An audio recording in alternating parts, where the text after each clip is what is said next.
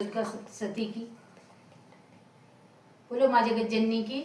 आज मैं दुर्गा सप्तशती छठा अध्याय शुरू करने जा रही हूँ।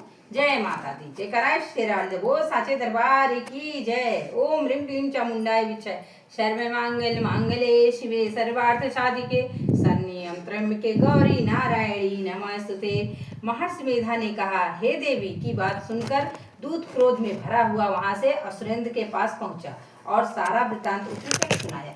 दूत की बात सुन असुरेंद्र ने के क्रोध का पारावार ना रहा और उसने अपने सेनापति धूम्रलोचन से कहा, धूम्रलोचन तुम अपनी सेना सहित शीघ्र वहां जाओ और उस दुष्टा के केसों को पकड़कर उसे घसीटते हुए यहाँ ले आओ।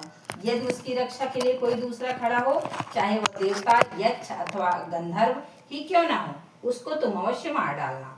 महर्षि मेधा ने कहा, शुंभ के इस प्रकार आज्ञा देने पर धूम्रलोचन 60,000 राक्षसों की सेना को साथ लेकर वहां पहुंचा और देवी को देख ललकार कर कहने लगा, अरे तू अभी शुंभ और निशुंभ के पास चल। यदि तू प्रसन्नता पूर्वक मेरे साथ ना चलेगी तो मैं तेरे केशों को पकड़कर घसीटता हुआ तुझे ले चलूंगा। देवी बोली, असुरेंद्र का भेजा हुआ तेरे जैसा बलवान यदि बलपूर्वक मुझे ले जावेगा तो ऐसी दशा में मैं तुम्हारा कर ही क्या सकती हूँ। महर्षि मेधा ने कहा, ऐसा कहने पर धूम्रलोचन उसकी ओर लपकता, किंतु देवी ने उसे अपने हुंकार से ही भस्म कर डाला। यह देखकर असुर सेना क्रुद्ध होकर देवी की ओर बढ़ी, परंतु अंबिका ने उन पर तीखे बाणों, शक्तियों तथा फरसों की वर्षा आरंभ कर दी। इतने में देवी का वाहन भी अपनी ग्रीवा से के बाल को झटकता हुआ और बड़ी भारी शब्द करता हुआ असुर सेना में कूद पड़ा।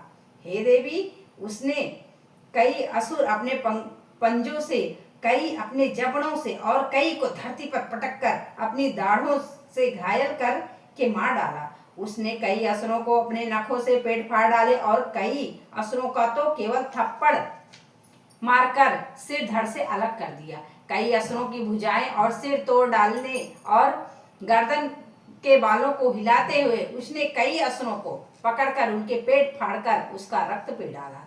इस प्रकार देवी का उस महाबलवान सिंह के